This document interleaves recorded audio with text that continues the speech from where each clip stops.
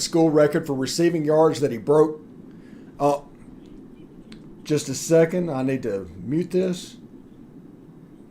All right, need to mute that real quick. But Jonathan Mingo was able to do a lot of stuff. I'm here with Bill Flowers. We're going to talk about the game a little bit. Bill, that game started out like so many Ole Miss Vanderbilt games have in the past, didn't it? Yeah, absolutely. I was talking to somebody earlier this week about Vanderbilt, Ole Miss, and just the kind of the history they have, and they made a good point. They said, when Alabama steps on the field with Vanderbilt, Vanderbilt is already down 14 points. Mm-hmm. So they just have that inclination that they're going to get drummed, and Ole Miss in the past has just allowed them to have a fighter's chance, that mindset that we've got a shot, and that's what Vanderbilt's going to do. Vanderbilt's going to come in and play, and I'll tell you, number 14 for Vanderbilt, he has 7 touchdowns already on the year, and if I had to choose one receiver outside, Mingo for this week, my gosh. He's awesome. I mean, you saw we did everything we could to try to stop him, and we just couldn't. And so they definitely gave us their best shot. And I'm glad the second half, which this year has not been very good for us. So I was glad to see that we took the fight out of Vanderbilt in the second half. Yeah, and I told everybody all week during my show that, like, this Vanderbilt team is better. This isn't the same team that has been there for the last 3 or 4 years. And right. I tried to say that over and over. And that running back, Ray Davis, he's a good little back. He reminds me a little bit of Ben Jarvis, Green Ellis. Will Shepard, that number 14. That Jaden McGowan wide receiver caught the slip slurring. And A.J. Swan, the quarterback, that's a true freshman that was able to perform against that defense. Will Levis didn't put up numbers like that. Bryce Young didn't put up numbers like that. So there are some good players. Now, in the trenches, they're lacking a little bit. And that's where they have to overcommit to stop the run, and that opened them up on the back end in the pass, in my opinion. Yeah, I felt like Vanderbilt was probably the most balanced team we've played so far. They could run the ball well. They could throw the ball well.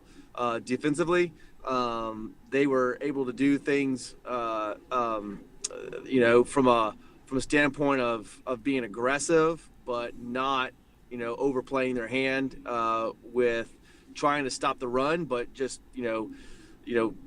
giving up the pass. I felt like they probably played their best game that they've played all year long today. I was really impressed with how well they played, especially in the first half. I would go on to say that they were better than Kentucky last week, just because they could do both things so well. Kentucky had a couple plays that were just big plays that got them their points. I felt like Vanderbilt did a really good job of just staying in the ring, in the middle of the ring, and just punching it out and making plays and being consistent, and not giving up, especially in the first half. And I think that's good for us because I think it showed some of the things that we really have to work on. I think that's one of the things that when you play a Vanderbilt and you have that opportunity to, kind of overlook them, with them playing so well and so many different facets in the pass game and the rush game. It allows you to see things that you really need to work on. And I think we saw today some of the things that, that we're going to get better because of that. And Vanderbilt played a great game, and that helped us going to get better. Going against an Auburn team that's going to be, very, a very uncharacteristic Auburn game, but it's still you're gonna have the same thing. You're gonna have Auburn going to give us at their absolute, best, and I think we got better today. I think we saw a lot of things that we could improve on, and I think it was a big positive. Yeah, in the chat, Michael Speck says Vandy has an excellent coach. Yes, they really do. That is an organized team on both sides of the ball, and it shows. It's not the Vandy that was 2 or 3 years ago. Robbie McClellan says we wore them down in the second half. They didn't have any gas left in the tank. No, they were it. And Jordan Watkins became another weapon today.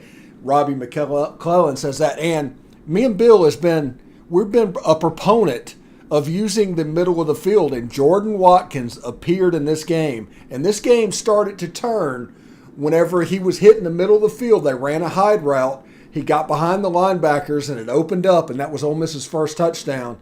And then all of a sudden, Michael Trigg down the field. Jordan Watkins ended up with 6 or 7 catches. You saw the offense really get opened up, and you saw it for the better. And what it saw, like 449 yards of passing by Jackson Dart, and 2 passes that kind of Jackson Dart probably wishes he had back. He's going to have to learn from this and everything going. But this is a game, in my opinion, that Ole Miss does not win without Jackson Dart. They got out of the run-first mentality, opened up the playbook, and he was able to basically discombobulate the Vandy defense. And by the end, Vandy didn't know if we were coming or going, Bill. Yeah, well, so to my point, I think that you've got a really good Vanderbilt team that forced you to do things that you typically wouldn't want to do, which is have to pivot from your run-first offense to your we're going to have to win by establishing the pass first. So, again, Vanderbilt didn't just say, hey, you know what, we're going to sacrifice the pass and just stack the box and keep you from hitting us. I felt like they did a really good job of being able to kind of combat both. So I think they have a really good defense, and it allowed us to focus on being a better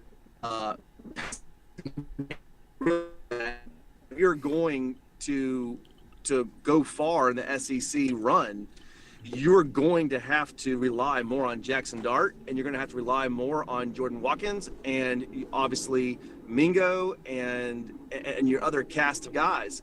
And you're going to have to open it up, and you're going to have to attack the middle of the field. You're going to have to establish that pass first. And Vanderbilt did a really good job of forcing us to do that. I think that was something that they really showed today. I think also we kind of mentioned it before, we haven't run a lot of screen passes with our receivers. And today, that's one thing we did. We utilized Mingo getting the ball in his hands. What a great athlete he is. So I think those were 2 things that, to me, that stood out was, one, having to establish the pass first, and then 2, utilizing our screen passes with our receivers getting the ball in their hand, letting them go to work. Yeah, absolutely. I did like the screen passes. Some more under center work was done. Mike Biggs in the chat says, I think Vandy had the perfect game plan for us and executed flawlessly until the second half. Yeah, they absolutely did. We stubbornly tried to run against their stacked line. And if y'all listened to the show last week, we said that Vandy was going to make Jackson Dart beat them. It didn't matter. They were going to overload our line. If we had 6 people in the line, they were going to have 7 people in the box. And they were just not going to get beat by the inside zone play. And Jackson Dart would have been forced to beat him, and he did. And it's one of those games that Auburn and LSU, they're going to see this film, and all of a sudden, well, now we can't just do 8 in the box because the weapons on the outside can actually hurt us, and they actually use them in creative ways. Don't you think, Bill? I did. And, I still, I love what they did today, but I still like I would like to see a little bit more of your curls and your digs. I know which a dig is of 10-yard, 15-yard break in. To me, it's we're utilizing so much of our offense in the way that it's designed. But I think when you play today, like Vanderbilt, hitting those middle of the fields, it's going to just allow us to do so much more. And that's the only thing I'm concerned about is I want to see a little bit more of our being very intentional and running, more of a I would say your typical route tree routes that are consistent. I feel like we're still, having to run a lot of just kind of drags. I'm still a little bit concerned about that, but I felt like we did more of that today. We opened like with Watkins, being able to get him in the field more, getting him in the middle of the field, hitting that, attacking that, so I was happy to see it. Yeah, and let's hear from Underdog Fantasy right now. This episode is brought to you by Underdog Fantasy. It's the easiest place to spice up your college football season. Go to the Underdog website, create an account, and look for the different pick'em choices for Ole Miss each week. Basically, you can, like today, you could decide whether or not Anthony Richard is going to be higher or lower than 200.5 passing yards against Mizzou. Or Stetson Bennett higher or lower than 207.5 passing yards against Auburn. Stuff like that. It's available in 30 states. And it's easy to pick and play. And you don't have to just pick Ole Miss. You can pick any other players and decide if they'll finish higher or lower. It's one of the easiest fantasy games to play out there. And you can win cold hard cash in a single game. So this is what you do. Sign up with promo code LOCKEDON, one word. An Underdog will double your first deposit of up to $100. Deposit $100, get $100 free. Go to UnderdogFantasy.com. Find the Underdog Fantasy app in the App Store or Google Play Store. That's Underdog Fantasy. Promo code Locked On. That's one word. Get in on the college football pick'em action today. All right, thank you for making the Locked On Ole Miss podcast your first listen every day. We're here with Bill Flowers. Subscribe to the YouTube channel. It's available on all the places you normally get your podcast. This is the postcast. We're having a good time here. Bill's on his way back from the lake. He watched the game. He's talking about what he saw. One thing that I want to talk about real quick is I'm beginning to think that Jordan Watkins may have displaced Jalen Robinson. We all thought Jalen Robinson was going to be the dude. But it looks like Jordan Watkins is kind of making that slot position his own. What do you think? Yeah, for whatever it is, today was the first time that looked like they targeted that slot receiver and made it a priority. So I don't know from a standpoint, was it just a lack of opportunities? Was it a lack of focus? Was Watkins just the guy that got his number called for today? I mean, again, you've heard me talk about it. I think the middle of the field is absolutely crucial, and I felt like they involved him more in that. But he's obviously playing a lot more. I think our offense is starting to open up. So to look at what we've done in the first 4 games versus today, it might not give you a good body of work to see what the offense looks like moving forward. You might start seeing, whoever that slot receiver is, making it a much more of a focal point of getting the ball in their hands. And I think that is going to be, obviously absolutely vital in order for us to have a long run into this teeth of the SEC. Yeah, Mike Biggs has a question. He wanted to know if Trigg is okay. It looked like he hurt his shoulder. Yeah, I think he got a stinger, it looked like, when he got up. He got a little bit of a stinger. We'll have to hear what they say about injuries. I know they don't talk about injuries very much. Glenn Breland says, I like the show, but no more rat poison. Deal with the game in hand, not weeks down the road. Well, I don't play the game in hand, so I can look ahead from time to time. But seriously, thanks for watching, Glenn. Anyway, Bill, back in 2003, you guys went up to Nashville, and it required like a Jonathan Nichols 51-yard field goal for you guys to beat Vanderbilt that day. That team, as we all know, ended up 10-3, 7-1 in the SEC. Talk about playing real quick in that game and then compare it to probably what went on in this game. Well, again, whenever you're playing Vanderbilt, you're getting their best play. You've got that opportunity where someone's coming in going, "Hey, we got a chance." Again, when they play Alabama, when they've played Florida, when they've played other, big time teams, they walk in with a 14 point deficit mindset. With Ole Miss, they feel like they've got opportunity. They feel like they've got a shot. They play us year after year because we're in that. Every year we play. They're our East opponent, and so when we went in there, they give us our best shot. It's an environment that's not real crazy.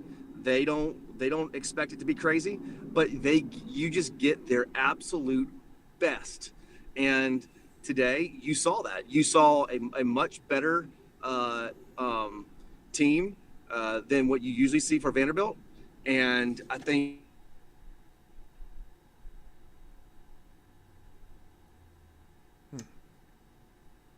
All right. Bill's audio is cut out for a second. He's probably going through a dead spot. Ole Miss, he's still talking in the background. Maybe he'll come back on in just a second. But anyway, Ole Miss outscored Vandy 42-8 in the last 31 minutes of the game as they basically unveiled their full offense for the first time. Auburn is up next. Everybody's going to start to point about Auburn. And that is interesting. I mean, Bill's probably going to drop off. He's probably in some place in rural Alabama, but when he comes back, you'll be able to hear him. So Jackson Dart threw for 449 yards, 3 touchdowns and 2 interceptions. Jonathan Mingo had 9 catches for 247 and 2 touchdowns. That is pretty consistent. Ole Miss has broken the record for receiving yards in a single game. I think Eddie Small did it back in 91 or something like that with like 210 yards. And then you had AJ probably broke it again, but Elijah Moore said it recently, 230-something yards. And then Jonathan Mingo was able to kind of take care of that. Bill, if you can hear me, I can't hear you. So we're just waiting. You're probably going through a dead zone. Anyway, in the chat real quick, is there any questions or thoughts about the game? Participate in the show real quick. Let us know what we can do. Talk about the first 29 minutes of this game. Talk about what went on and how you thought about it. And what it made you feel like. Just participate in the chat, talk about that real quick. And I know I was absolutely nervous. Once it became 20-10, it's like if we don't score before halftime, it's going to be a problem. It's going to be a real problem. And there's Bill, he's back. Yeah. I was just explaining to people, it's like when it was 20-10, when Vandy went up 20-10, and there was like 2.5 minutes left to go in the first half. The biggest play of that game, or the biggest drive of that game, and the awakening of Ole Miss as an offensive unit was that drive before halftime to make it 20-17. What are your thoughts, Bill? Well, yeah, and it kind of stimulates the team to realize, okay, we know we're going to win this game, but we're going to have to be really focused, and we're going to have to give it all we've got. And I think that drive was also the beginning of the coaches going, okay, all right, we've got to pivot. We got to be a little bit more focused on establishing our pass. And it just took us a little while to get our groove. And when you're playing from behind against a Vanderbilt team that you're probably gonna win, having that drive going into the halftime just kind of reassures you guys that, okay, we're going to take care of business. This is fine. It's not to be unexpected that Vanderbilt's going to be playing with us, but it gives you the confidence to know that you're going to go out there and you are going to, pull away. Those players in that locker room they absolutely knew what they could do. They knew what was going to happen. It's just when you going into that halftime with that drive gave both the coaches and the players confidence moving forward. Yeah, and honestly, I do think that drive is the reason in the second half they completely opened things up. That was the thing. Okay, he can do that. Now, Jackson Dart had two horrible interceptions. For people that say I will not criticize him, I don't think both of this first interception was as bad as any that I've ever seen. The second, it looked like he tried to pull the string a little bit, like in the middle of his motion. He tried to stop it, so that's the reason it looked the way it did.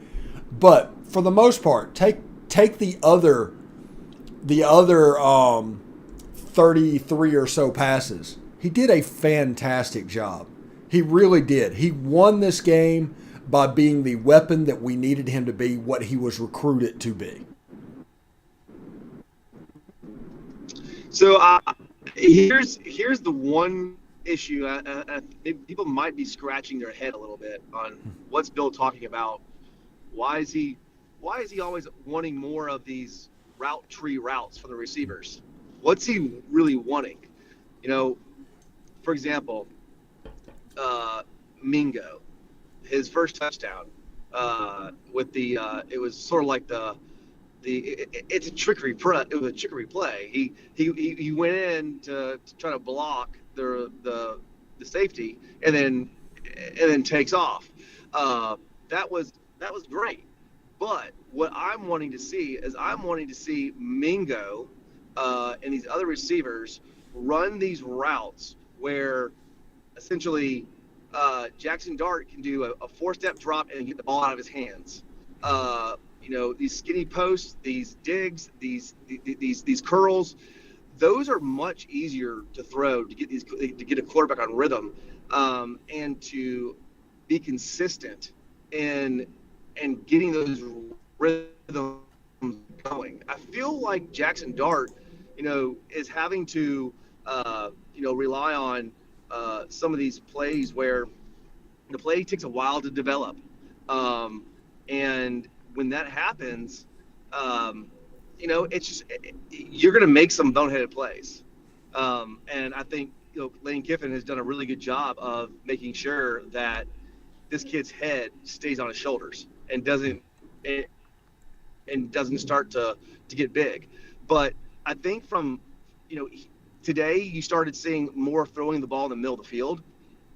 I think you're going to see him really evolve and really get really, really, really good once he can be more consistent in throwing these, four-step drop, get the ball out of your hands in the middle of the field, 15-yard routes.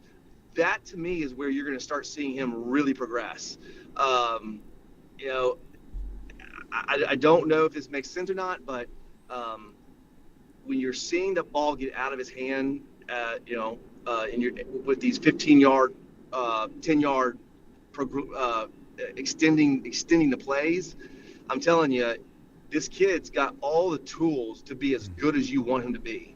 But you're going to have to put him in position to do that. And I think, being able to get him to be consistent in throwing these 15 yards across the middle, getting these curls, finding the holes in the zone routes, getting him feel comfortable in those. I think that's where you're going to see him really become really good.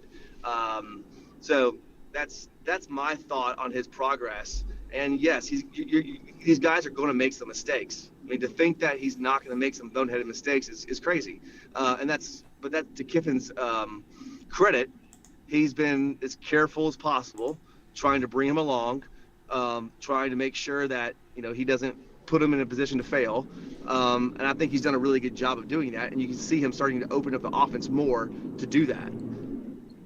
Yeah, as he comes along. And I noticed today in this Vanderbilt game, there was some three-step stuff, some like 4 or 5 yard hitches that were just out there taking advantage of soft coverage, something like that. And it looked like Jackson Dart really got into a rhythm doing that.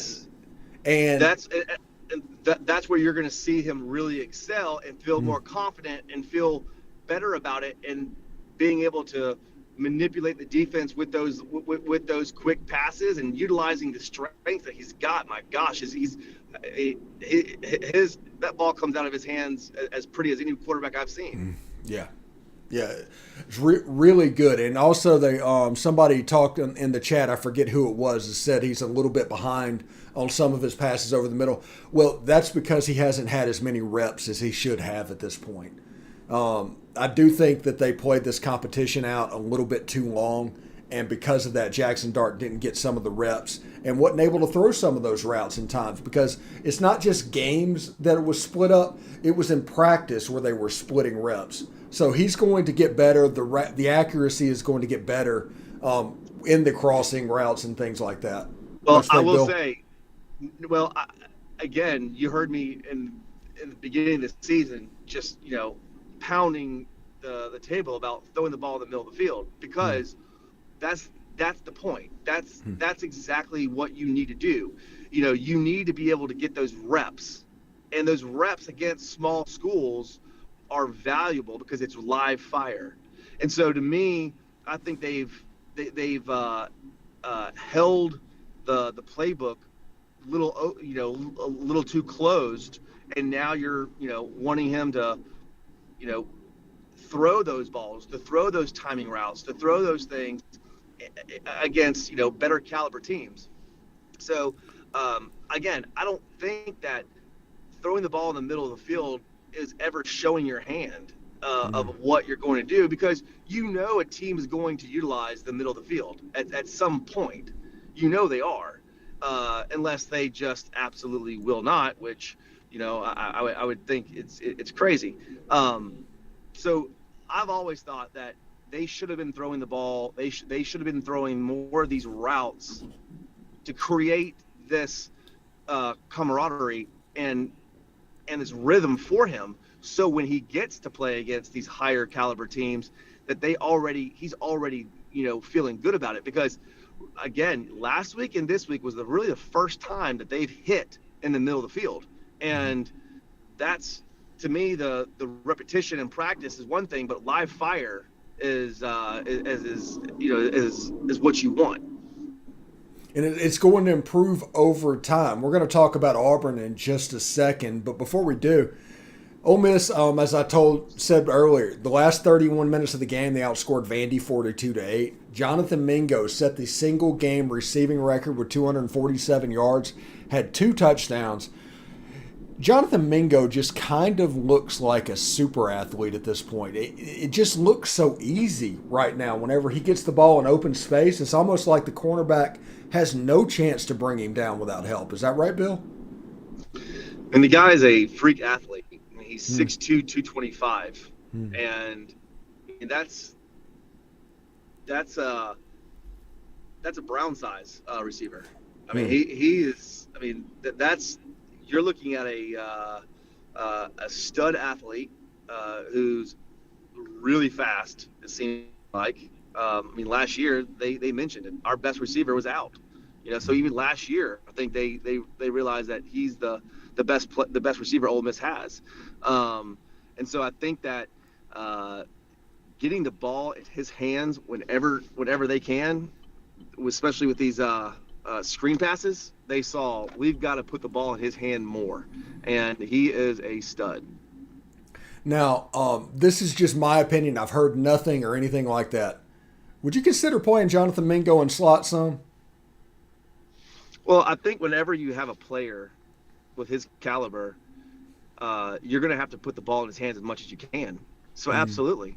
I don't think he's not your – I mean, I don't think you can look at a receiver and go, well, he's just a flat-out outside receiver. He looks talented enough and versatile enough. And again, this offense does not seem to have really like route tree routes.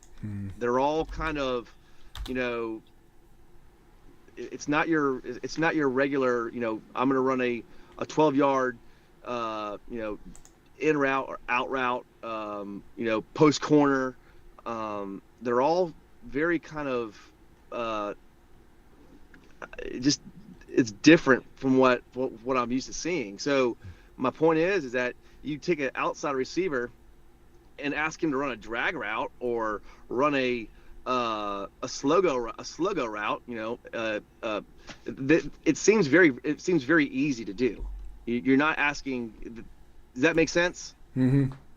Yes. So I think it very easy. I think you could absolutely put him in a slot because they don't seem to run all those the very different routes. And I think anytime you can get the ball in his hands, it's going to be. I mean, you saw today that the more that you can put the ball in his hands, the better chance you got to win. All right, before we move on to Auburn, I just want to ask this question because it popped in my head. Do you remember your favorite play in Cut's offense? Its play name? Oh, yeah. Well, we had Oscar, which is that was a route where you would, as a slot receiver, you would get into a let's say you have a backer on top of you, inside an outside linebacker. So you would get the chance to run either a slant or an out route. And so you and the quarterback knew exactly what you guys were going to you got to read it. And it was just one of those fun little routes. And then obviously I think my other one was probably a dig route, but someone asked me, tell me.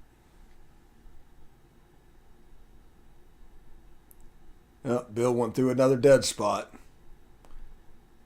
So he'll keep talking for a little bit, but real quick, I will say whenever we come back, we will talk about the Auburn Tigers right here. Bill is quiet. We can't really hear him anymore. He's cut out again. We'll take a short break. After these messages, we will talk about the Auburn Tigers. All right. Thanks again for making the Locked On Ole Miss podcast your first listen every day. We are free and available wherever you get your podcast, including YouTube. Subscribe to the YouTube channel. Hit the bell for notifications of new videos. And, of course, comment and participate with an upvote in the conversation as well. Mike Biggs says, surprised Malik Heath didn't do much today with the opening up of the pass game.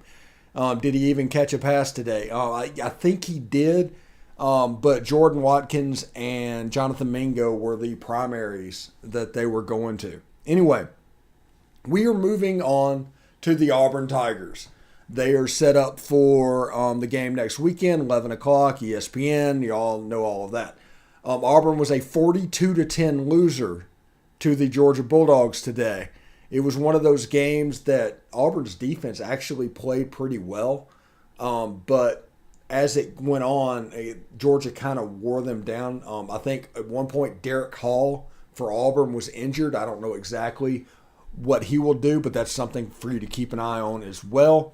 But the Auburn Tigers are coming into town, and on the chat, you saw him talking about rat poison, and that was probably a little bit of me talking about Auburn because I am angry at Auburn, and everything that I think about Auburn goes back to when Laquan Treadwell broke his leg and the way that was handled.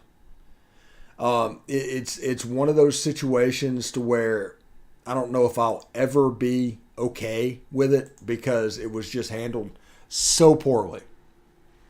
But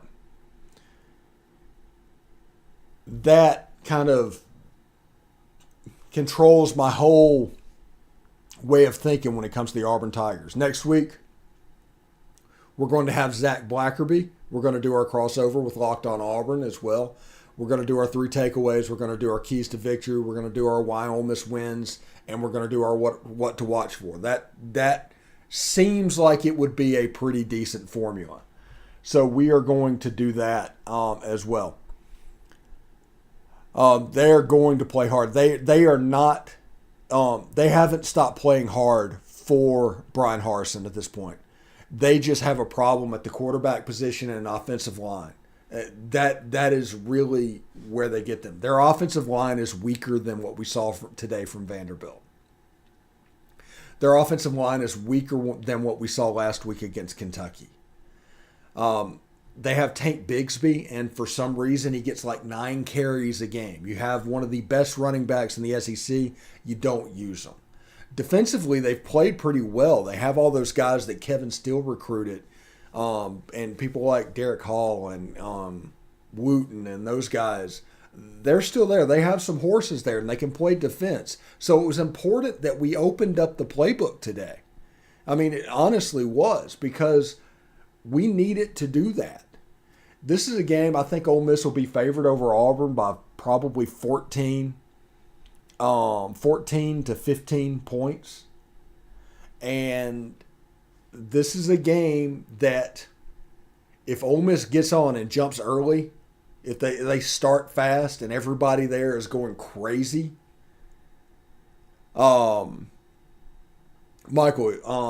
basically when Laquan Treadwell broke his leg in 2014, there's a headline that was done by the Opelika newspaper, and all the celebration on the field and everything, it just said finding a way, and they had a picture of Laquan's leg snapping, and they ran that in their newspaper without any type of retraction or anything going on. Basically, their attitude, even the school and the players, was basically deal with it.